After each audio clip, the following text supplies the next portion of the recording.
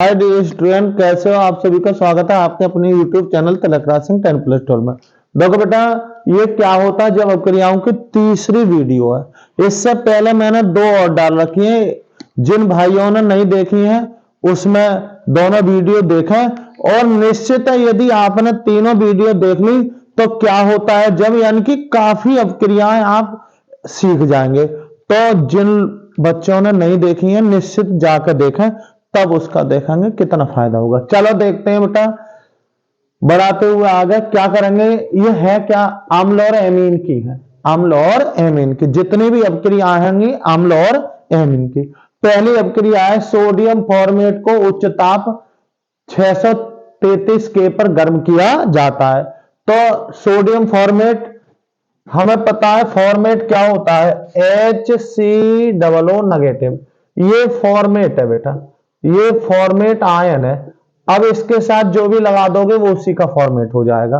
तो sodium format यानी कि सूत्र क्या हो जाएगा, HCOO और Na। इसको आप गर्म करो कितने, 633 के ताप पर। जब इसको गर्म करोगे तो यहां 2 लेंगे बेटा, हाइड्रोजन गैस निकल जाएगी यानी कि H2। यहां हो जाएगा COONA और यहां एकल बंध COONA। क्या बन गया, ये सोडियम ऑक्सैलेट बन गया। ऑक्सैलिक अम्ल का होता है।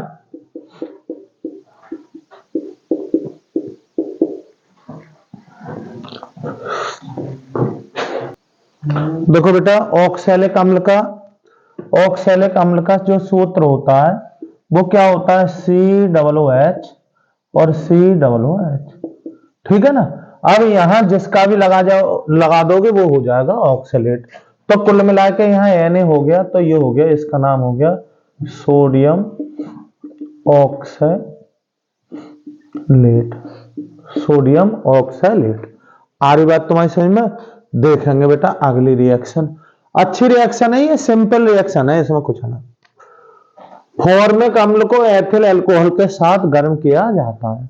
तो जब भी किसी अम्ल को अगर अल्कोहल के साथ गर्म करोगे तो हमेशा एस्टर प्राप्त होते हैं। क्या प्राप्त होते हैं, एस्टर। देखते हैं कैसे। HCOOH ये क्या है तुम्हारा, ऑक्सैलिक अम्ल है। किसके साथ गर्म कर रहे हैं, एथिल अल्कोहल, C2H5 और OH। बस इसको गर्म कर दो।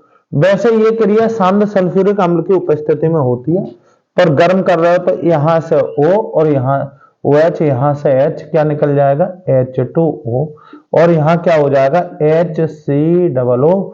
और ये जोड़ दो बेटा, यहीं से जोड़ोगे C2H5, क्या हो गया, एथिल फॉर्मेट प्राप्त हो गया। एथिल फॉर्मेट प्राप्त हो गया। ठीक है ना। अब देखो, फॉर्मिक अम्ल में फैलिंग विलयन मिलाया जाता है। फॉर्मिक अम्ल क्या है, HCOO और H। फैलिंग विलयन क्या होता है, CuO। क्या है, CO। जब ये इसको मिलाया जाता है तो बेटा क्या होता है, ये फैलिंग विलयन है और टोलेन अपकर्मक है, ऑक्सीकारक है। अब इसका ऑक्सीकरण होगा यानी कि खुद तो क्या हो जाता है, CuO हो जाता है।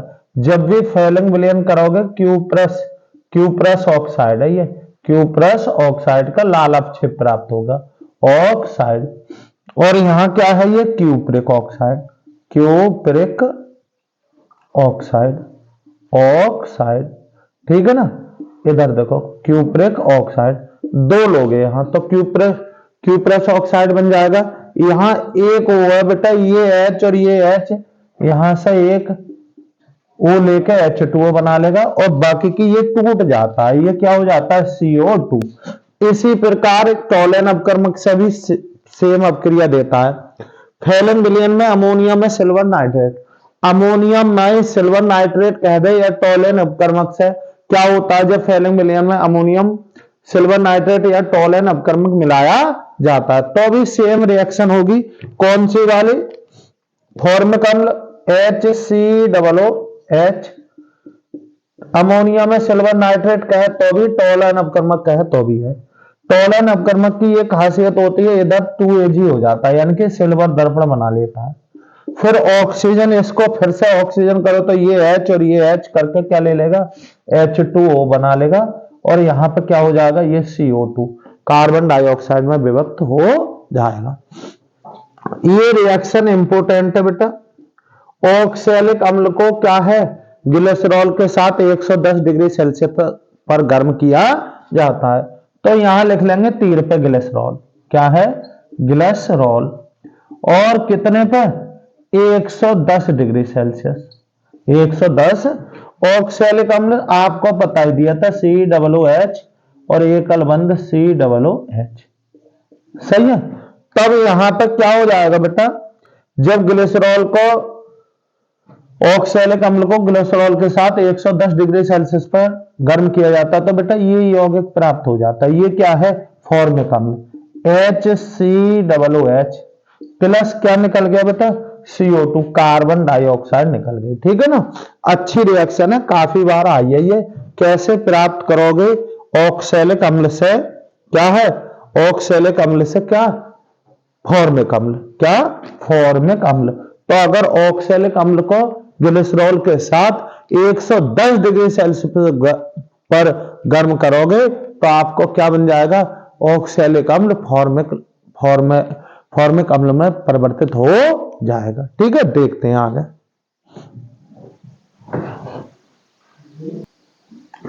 देखो बेटा क्या है, फॉर्मिक अम्ल को सांद्र सल्फ्यूरिक अम्ल के साथ गर्म किया जाता है। तो फॉर्मिक अम्ल यहां ले लो सांद्र, क्या लोगे आप, H2SO4, H2SO4। यहां फॉर्मिक अम्ल सूत्र जानते हो, HCOOH। जब सांद्र सल्फ्यूरिक अम्ल के साथ गर्म करोगे तो इसका एक कार्य है कि जल निकाल देता है। तो ये H और एक लेकर क्या बन जाएगा, H2O, सही, और प्लस यहां क्या बन जाएगा, CO, यानी कि कार्बन मोनोऑक्साइड, कार्बन मोनो और क्या बनेगा, ऑक्साइड। ठीक है ना, क्या है, ऑक्साइड। देखो बेटा इसी प्रकार से यदि एसिटिक अम्ल से, किससे, एसिटिक अम्ल, तो यहां CH3COOH, अगर इसको सांद्र सल्फ्यूरिक अम्ल के साथ गर्म करोगे, किसके, सांद्र, तो ये एथिल अल्कोहल के साथ कराएंगे, C2H5OH, और सांद्र क्या हो जाएगा, H2SO4। तो हमेशा क्या प्राप्त होते हैं, एस्टर प्राप्त होते हैं। ये चीज निकल जाती है और यहां जुड़ जाता है, और यहां पर क्या हो जाएगा, H2O, और यहां क्या, CH3COOC2H5। जब भी किसी भी अम्ल को अगर अल्कोहल के साथ सांद्र सल्फ्यूरिक अम्ल के साथ अपकृत किया जाता है तो ध्यान देंगे हमेशा एस्टर बनते हैं। चलो खैर कोई बात ना। अब क्या है, एसिटिक अम्ल को कैल्शियम ऑक्साइड CaO के साथ गर्म करते हैं तो बेटा उसका लवण प्राप्त हो जाता, किसका, कैल्शियम एसिटेट का। दरअसल में यहाँ CH3COOH ये किसका सूत्र है, एसिटिक अम्ल का, प्लस इसका अगर CaO के साथ कर दोगे तो बेटा इसके दो लेने पड़ेंगे, यहां पे H के दो हो गए, ये O लगा के क्या हो जाएगा, H2O। अब हमें पता है ये इतना नेगेटिव होता है और ये अकेला पॉजिटिव होता है 2, तो यहां पर क्या हो जाएगा, CH3COO इसका होल ट्वाइस और ये Ca हो जाएगा, क्या हो जाएगा, Ca। कुल मिलाकर कैल्शियम एसिटेट बनेगा, क्या बनेगा, कैल्शियम एसिटेट। अच्छी रिएक्शन है, सही है। ये क्या है, बिना बुझा चूना है। क्या होता है, जब एसिटिक अम्ल को बिना बुझे चूने के साथ अपकृत किया जाता है तो प्राप्त होता है कैल्शियम एसिटेट। आ जाओ बेटा देखो, सही रिएक्शन है। क्या होता है जब एसिटिक अम्ल को अमोनिया के साथ, तो एसिटिक अम्ल को CH3COOH, ये एसिटिक अम्ल हो गया, अमोनिया NH3, इसके साथ गर्म कर दो तो पता है ये अम्ल होता है और ये होता है क्षारक, इसमें अम्लीय गुण पाए जाते हैं, ये क्षारीय। अम्ल और क्षार मिलकर लवण बना लेता है, यानी कि कुल मिलाकर के ये H इसको दे दो तो पॉजिटिव हो जाएगा, तो कुल मिलाकर के यौगिक बनेगा CH3COONH4, यानी कि ये होता है अमोनियम, NH4 पॉजिटिव क्या होता है? अमोनियम होता है। अरे ये क्या होता है? अमोनियम होता है, अमोनियम आयन, अमोनियम और आयन, ठीक है ना। और CH3COO नेगेटिव, ये आप जानते हो क्या होता है? Acetate ion, acetate ion. जब इनका क्या है? लवण प्राप्त हो जाएगा तो क्या हो जाएगा? CH3COO क्या हो गया? ये अमोनियम एसीटेट बना, जो कि एक लवण है, अमोनियम, और क्या हो जाएगा? एसीटेट, जो कि एक क्या है? लवण। अब आ जाओ रिएक्शन, बहुत अच्छी रिएक्शन है ये वाली। क्या होता है जब एसिटिक अम्ल को थायोनिल क्लोराइड के साथ अपग्रेड किया जाता है? तो एसिटिक अम्ल बेटा CH3COOH प्लस थायोनिल क्लोराइड होता है SOCl2, SOCl2। देखो इससे पहले मैं और रिएक्शन दिखा रहा हूं। क्या होता है जब एथिल अल्कोहल की थायोनिल क्लोराइड से, तो C2H5 और OH और थायोनिल SOCl2, ये क्या है? Thionyl chloride. तो पता है क्या, ये जो थायोनिल क्लोराइड है PCl3 है, PCl5 है और HCl है, लाल फास्फोरस है, ये सब बेटा OH को खत्म करते हैं। यानी कि यहां पे ये लगा लो Cl, तो C2H5 और क्या हो जाता है? एल्किल हैलाइड यानी कि एथिल क्लोराइड प्राप्त हो जाता है। ये OSO मिलकर क्या बना लेता है? SO2, और प्लस ये H और एक Cl मिलकर क्या बना लेता है? HCl। इस तरीके से एल्किल हैलाइड प्राप्त होंगे। एल्किल हैलाइड किससे? जब एल्कोहल से कराओगे, लेकिन यहां तो अम्ल है ना, अम्ल से करा रहे हो, और अम्ल से कराओगे तो अम्ल हैलाइड प्राप्त होंगे। यानी कि यहां पर क्या हो जाएगा? OH गायब हो जाएगा। क्या हो जाएगा? OH गायब। यानी कि ये खत्म कर दो, और यहाँ पे ये इतने को, इसको क्या कर दो आप लोग? खत्म कर दो, ठीक है ना। तब यहाँ पे क्या हो जाएगा? ये क्या? CH3 और COCl, ये क्या बना बेटा? Acetyl chloride, acetyl chloride. मैंने क्या बताया? थायोनिल जो क्लोराइड है वो OH ग्रुप को खत्म करता है। ये O, ये SO क्या बन जाएगा? SO2, और बाकी की क्या बनेगा? HCl। तो अगर आपको एक रिएक्शन यहां आती है तो ये भी आती है। ये क्या है बेटा? ये अम्ल से एसिल हैलाइड, यानी कि ये एसिटिल क्लोराइड, और यहां से एल्कोहल से एल्किल हैलाइड प्राप्त करने की विधि है। आ रही बात समझ में? थायोनिल क्लोराइड है, PCl5 है, PCl3 है, HCl है, लाल फास्फोरस ऑब्लिक ब्रोमीन है। ये सब क्या करते हैं? ये बेटा क्या करते हैं? ये OH को गायब करते हैं। OH की जगह हेलोजन लगाते हैं। OH का प्रतिस्थापन किससे कर देते हैं? हेलोजन से। तो बड़ी अच्छी रिएक्शन है। एसिटिक अम्ल की थायोनिल क्लोराइड से अपकृत कराने पर क्या प्राप्त होता है? एसिटिल क्लोराइड प्राप्त होता है।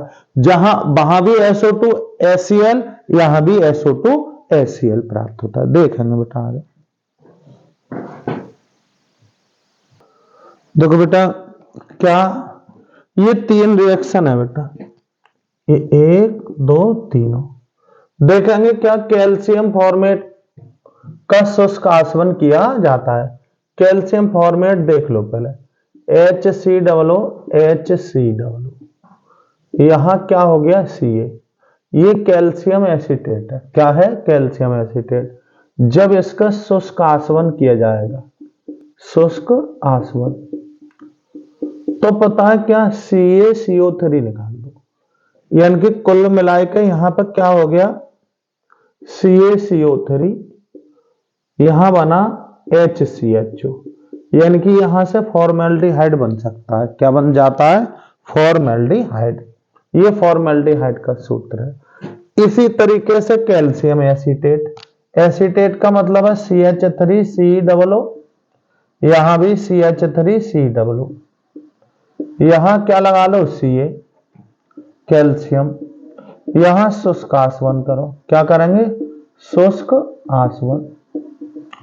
जब शुष्क आसवन करोगे तो यहां से भी CaCO3, ये हो गया CaCO3, कैल्शियम कार्बोनेट।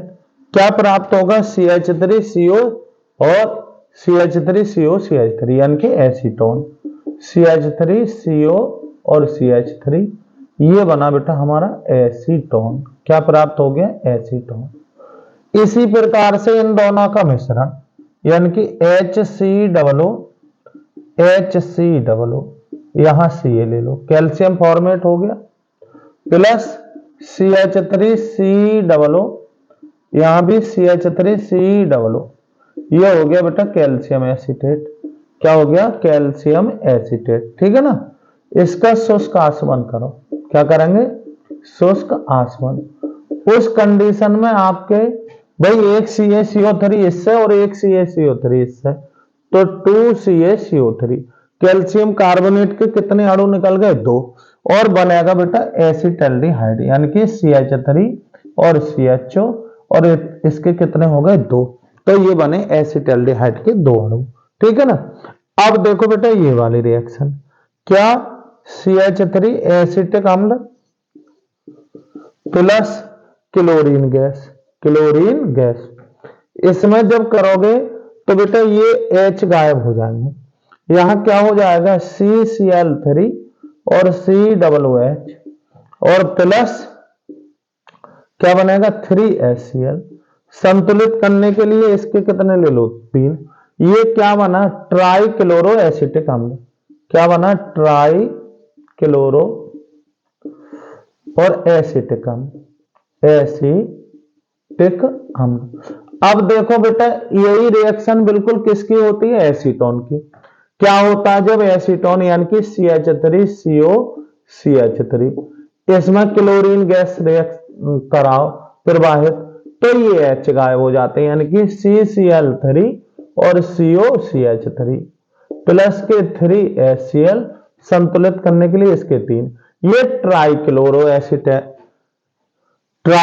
एसीटोन। इसी प्रकार एथिल अल्कोहल CH3 और CH2 और OH, इसकी क्लोरीन से कराओगे तो 2 पद में पहले ये गायब होंगे बेटा। सही, तो क्या बन जाएगा? CH3CHO और प्लस 2HCl।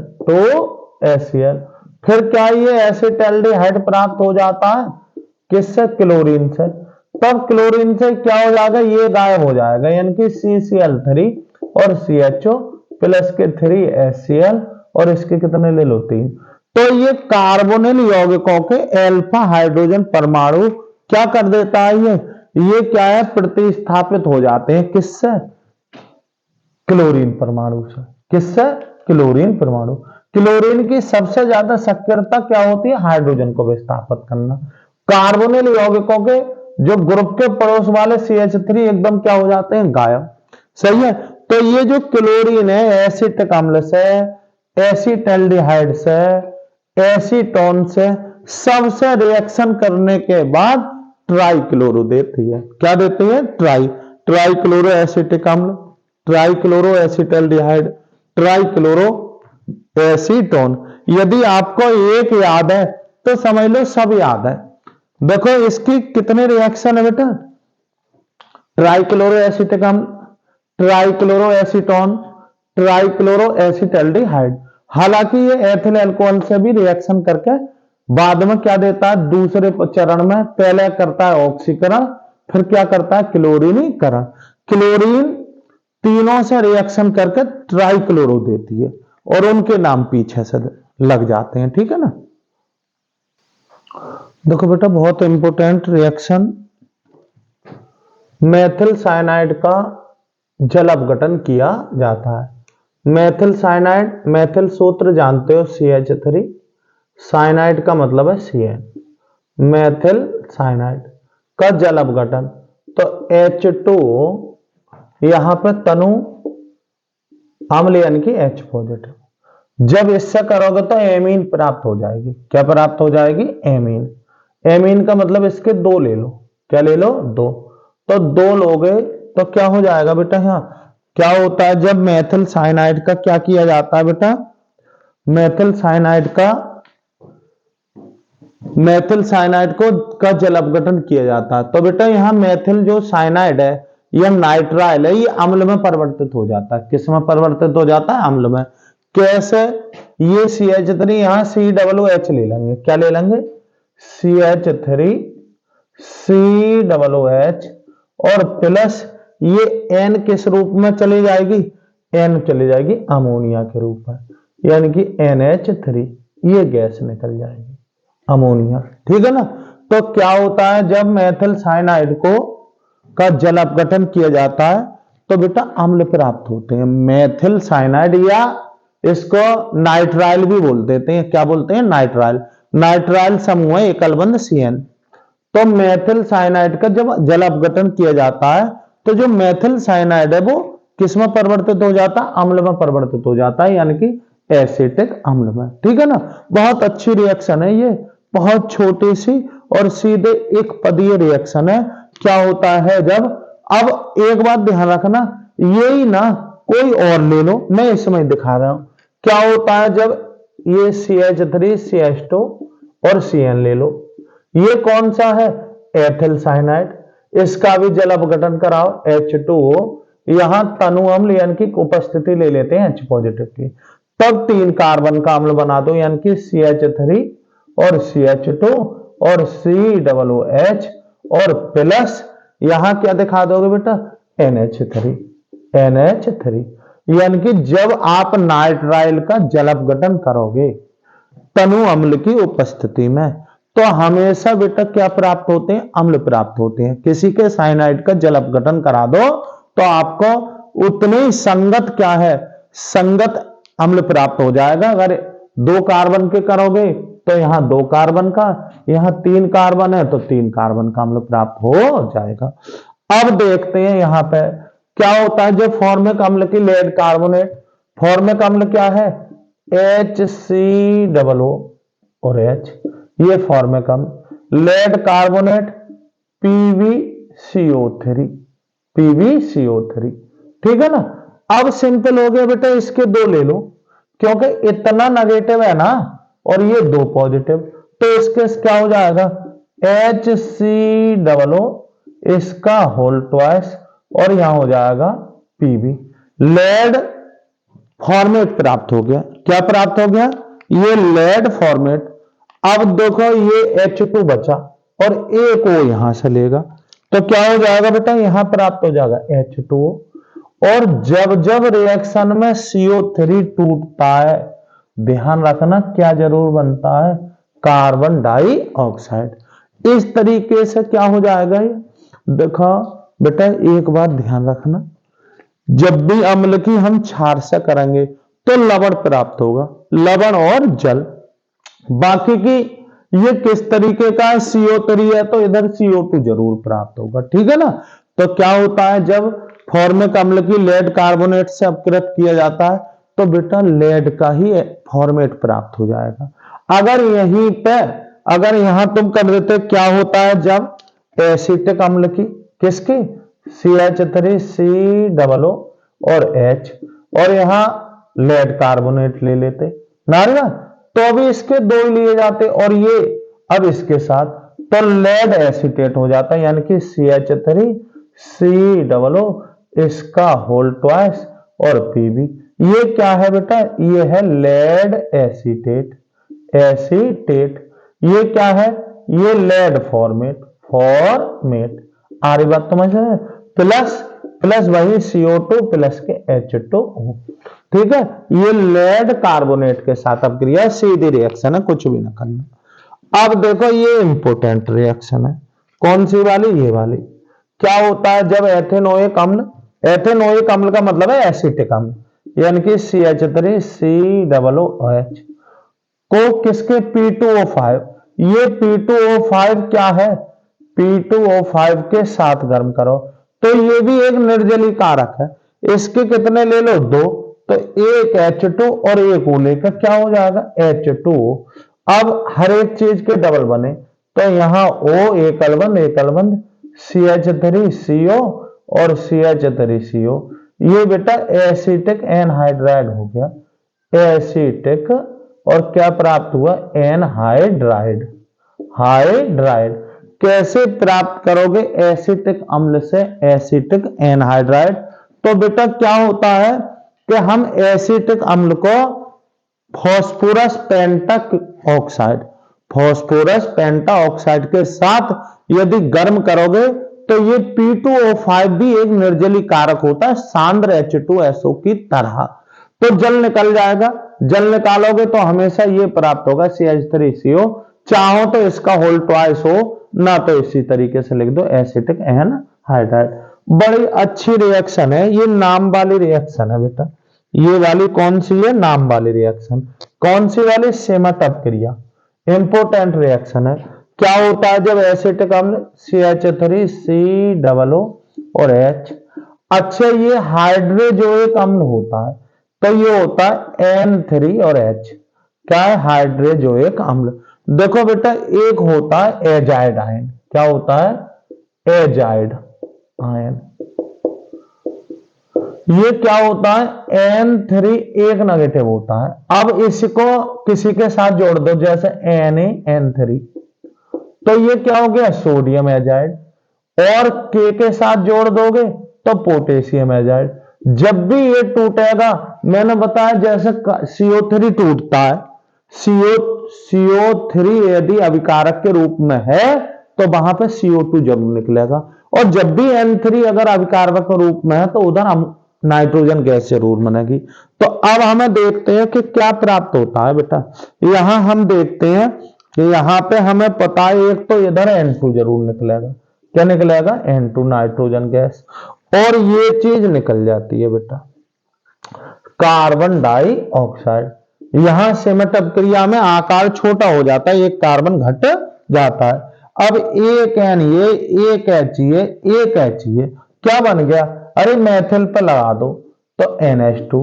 ये मैथिल एमीन प्राप्त हो गई। क्या हो गई? मैथिल एमीन। क्या प्राप्त हो जाएगी बेटा? ये मैथिल एमीन। अच्छी रिएक्शन है ये, एक कार्बन घटाने वाली है। और कर लेते अगर मान लो ये होता है CH3 CH2 COOH, अगर इसकी कर देते N3S तो भी पता है क्या हो जाएगा। यहां कितने कार्बन है? 3 है, तो 2 कार्बन की एमीन प्राप्त हो जाएगी, इनकी CH3 CH2 और NH2। और प्लस हमने बताया एक N2 जरूर निकलेगा और प्लस के क्या निकलेगा? CO2। ये सिमट अपक्रिया है। क्या? जब किसी अम्ल को क्या है हाइड्रोजोइक अम्ल के साथ अपकृत या गर्म किया जाता है तो पता है प्राथमिक एमीन प्राप्त होती है, जिसमें क्या होती है? जिसमें कार्बन परमाणुओं की संख्या मूल जो अम्ल था उससे एक कम होती है। और ये अपक्रिया क्या कहलाती है? सिमट अपक्रिया। बेटा बहुत इंपॉर्टेंट ये इनकी जो भी करा रहा हूं मैं वो ऐसी करा रहा हूं जिससे आपको रिएक्शन करने में कोई दिक्कत ना आएगी, आप सीख जाओगे। ठीक है ना? देखते हैं बेटा। देखो बेटा क्या है अच्छी रिएक्शन, और ये आती है बेटा ये वाली। एथिल एमीन को क्लोरोफॉर्म तथा कास्टिक पोटास। एथिल एमीन क्या है? CH3 CH2 और NH2, ये हो गई एथिल एमीन। क्लोरोफॉर्म जानते ही हो गए, CHCl3 को कास्टिक पोटास विलयन यानी कि KOH, कास्टिक पोटास के साथ क्या कर दिया जाता है? गर्म। तो बेटा ये कार्बिल एमीन अपक्रिया। क्या है? Carbyl amine. ध्यान रखना कार्बिल एमीन अपक्रिया केवल प्राथमिक एमीन ही देती है। प्राथमिक एमीन की क्लोरोफॉर्म तथा कास्टिक पोटास विलयन के साथ गर्म करने पर एक दुर्गंध युक्त आइसोसाइनाइड प्राप्त होता है। क्या प्राप्त होता है? आइसोसाइनाइड। तथा ये परीक्षण आइसोसाइनाइड परीक्षण कहलाता है और ये अपक्रिया कार्बिल एमीन अपक्रिया कहलाती है। तो देखो यहां पर क्या हो जाएगा, ये यहां खत्म करो, यहां क्या हो जाएगा? CH3 CH2 और NC। क्या हो जाएगा? NC। ये एथिल आइसोसाइनाइड, एथिल आइसो और साइनाइड प्राप्त होता है, साइनाइड प्राप्त होता है दुर्गंध युक्त, दुर्गंध युक्त है ये, इसमें तीव्र दुर्गंध आती है। प्लस अब हमें पता है यहां KCl के साथ 3 ले लो इसके, तो 3KCl प्लस बाकी की HOH बचा तो 3H2O, क्योंकि O के कितने हैं 3 है तो 3H2O हो गए। ये है बेटा कौन सी कार्बन एमीन अपक्रिया है, आइसोसाइनाइड बनता है। क्या बनता है? आइसोसाइन। अब देखेंगे ये वाले रिएक्शन, एथिलेमीन तो CH3 CH2 और NH2, ये एमीन की रिएक्शन चल रही है।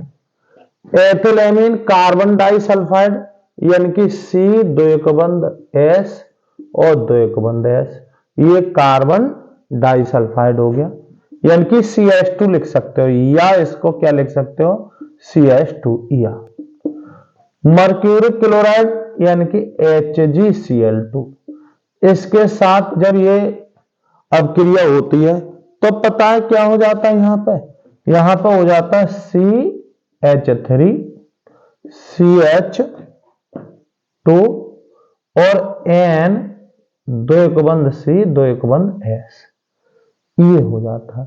ये क्या हो जाता है, ये बेटा एथिल थायो आइसोसाइनाइड, एथिल आइसोथायोसाइनेट, ये इसको ऐसे बोलते हैं एथिल आइसोथायोसाइनेट, एथिल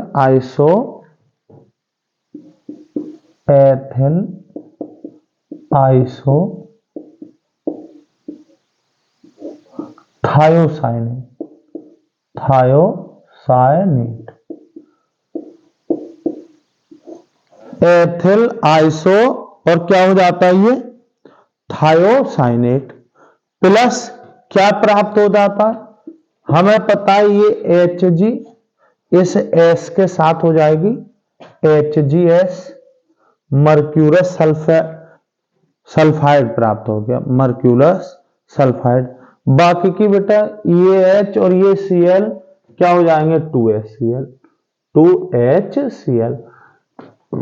अच्छी रिएक्शन है, कठिन रिएक्शन नहीं है बेटा, ये क्या है कठिन रिएक्शन नहीं है। क्या होता है जब एथिलेमीन की कार्बन डाइसल्फाइड से अपक्रिया की जाती है, कार्बन डाइसल्फाइड से, किसके, इन दोनों के साथ, कार्बन डाइसल्फाइड और मर्क्यूरिक क्लोराइड के साथ करोगे तो एथिल आइसोसाइनेट प्राप्त होता है। ठीक है ना, आ रही बात समझ में, कुछ भी ना है, कठिन रिएक्शन ना है, ध्यान देंगे ये चीज निकल जाती है और ये ऐसे ही जुड़ जाती है।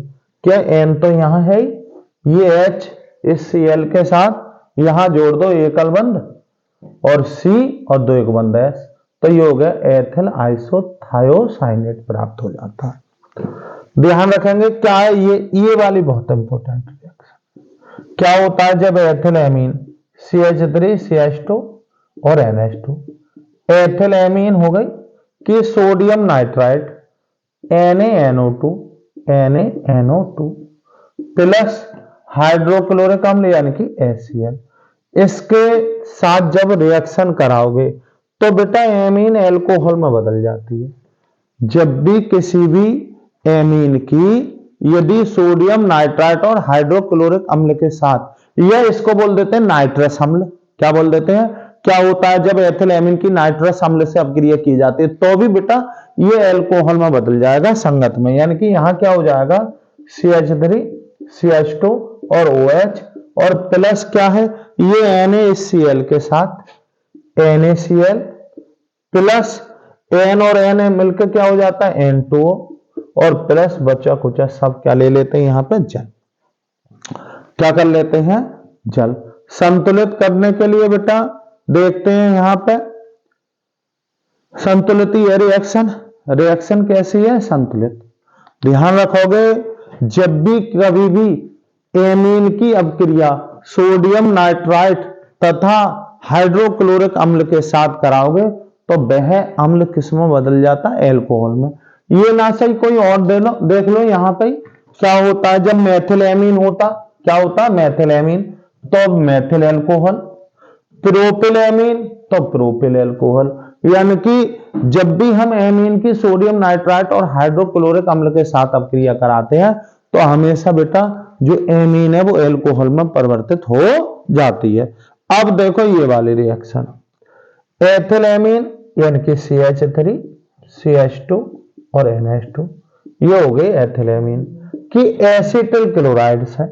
एसिटिल क्लोराइड का सूत्र होता है CH3COCl, ये एसिटिल क्लोराइड, ये H और यहां से Cl, क्या है जब भी रिएक्शन कराओगे तो यहां पे क्या हो जाएगा, HCl निकल गया। बाकी की कुछ मत करो बेटा, जैसे का तैसा जोड़ दो। क्या यहां इसको आप ऐसे लिख सकते हो C2H5, मैंने लिख दिया C2H5। यहां पे क्या बचा NH, क्या बना N और H, और क्या है यहां से जोड़ोगे ना तो क्या जोड़ दो COCH3, ठीक है ना। अब इसका नाम क्या हो जाएगा, या तो ऐसे बोल दो N एथिल और एसिटामाइड, क्या एसिटामाइड, ठीक है ना। या इसका नाम क्या हो जाएगा N, और ये क्या हो जाएगा एसिटिल, N एसिटिल, कितने कार्बन है ये 2, एथिलेमीन, इस तरीके से इसके कितने नाम हैं 2। आ रही बात तो मैं समझ में। ये थी बेटा किस चीज की रिएक्शन, ये थी आपकी एमीन की रिएक्शन, किसकी, एमीन की। आ रही बात, इतनी रिएक्शन है एमीन की। सही, कुछ रिएक्शन में और दिखा रहा हूं बेटा, 2-3 रिएक्शन और दिखाऊंगा बस कार्बोहाइड्रेट की, तो फिर तुम्हारी सब संपूर्ण संपन्न हो जाएंगी। देखो बेटा अब क्रिया देखोगे, ग्लूकोज को सोडियम अमलगम तथा जल के साथ मिलाते हैं। देखो इधर देखेंगे बेटा किसको, ग्लूकोज। अब ग्लूकोज का सूत्र क्या है, CH 2 CHOH इसका होल 4, और नीचे क्या होता है CH2OH।